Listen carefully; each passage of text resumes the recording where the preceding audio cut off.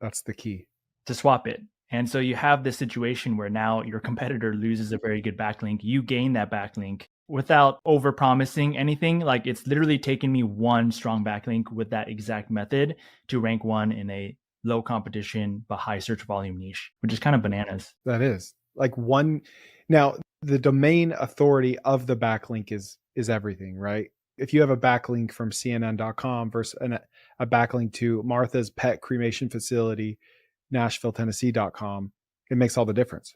It makes a big difference. So like if I were to break down what makes a high quality backlink, it's definitely like domain authority, domain rating. That's a great indication. But it's also how much traffic is that referring page getting, right? If that CNN page that's backlinking to your website, if it's getting 0 visitors, yes, it's kind of worth something, but what would be way better is if it was getting 500 monthly visitors and people are scrolling the article, then clicking on the backlink, landing on your directory.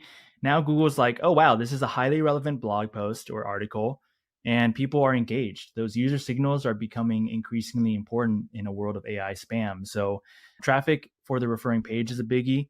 Link domains, right? So if that CNN page is linking to 100,000 websites, it's like there's not that much link equity or link juice, as people call it.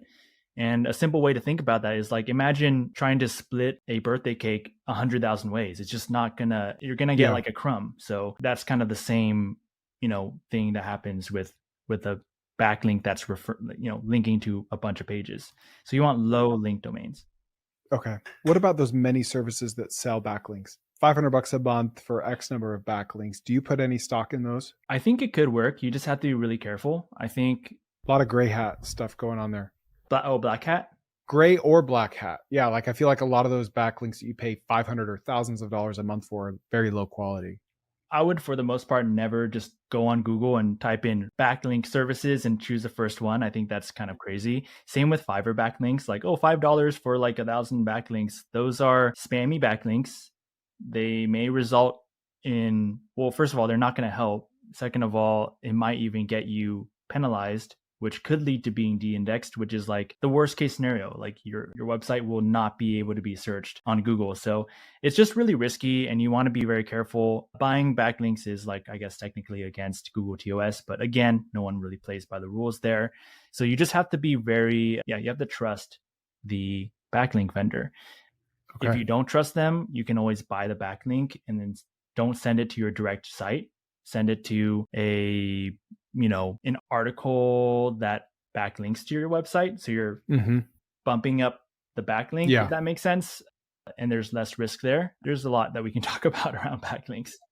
The best way to get backlinks, in your opinion, like let's say it's a pet cremation site, is I'm going to go find like a high domain authority, a very relevant site. In this case, maybe about like end of life care for pets. And I'm going to reach out to them manually because the harder way is often the better way, and say, hey, we provide a really good service. Would you mind linking to us? If no, then like, can I give you $50 to link to us? Like that's the 80-20 of it. That works.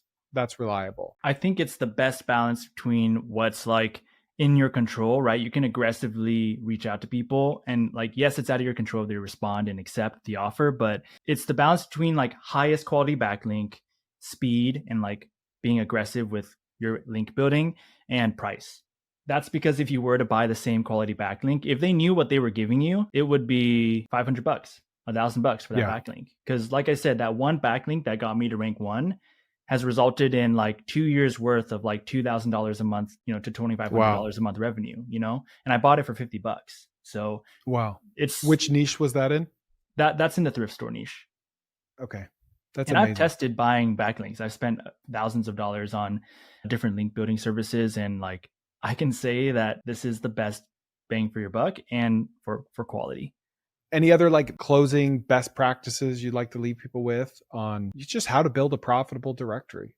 Any advice that you could give that would help them save themselves a world of hurt that you had to go through?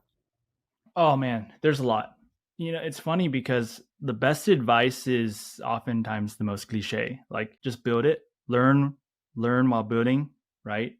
That's what I did. I didn't have a massive emphasis on making money from my directory website. As I mentioned, it was more of a playground to learn the skill. It's very hard because once you start building and you have a successful directory, you never know what's going to follow. Like you literally don't know if you're going to end up like talking about it and then people want to hire you and become an SEO consultant, and that's going to lead to building an SEO agency. Like this is a very common route.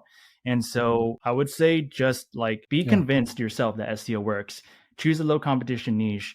Try to focus on the skill development, not just the monetization efforts, because those will come. Once you have traffic, it's like you have like a dozen ways to monetize. You can just choose, but you need to get traffic before that. And yeah, it's a slow game. Like that's a really big one. People are like, I don't see any progress 2 weeks after I launch my directory. I'm like, dude, show me one business in general where maybe SaaS, but that's like with years of experience where you can whip something up that quick and it gets like a lot of organic traffic. Yeah, like while you wait, go build another one and then another one. And then next thing you know, it's going to be 6 months later, you have 15 sites and 7 of them are cranking. Yep. The numbers game. So it's all the cliche stuff, you know, it's true. It's yeah, at the end of the day, it is true. Well, this was amazing. Thank you for your time, Frey. Where can everyone find you?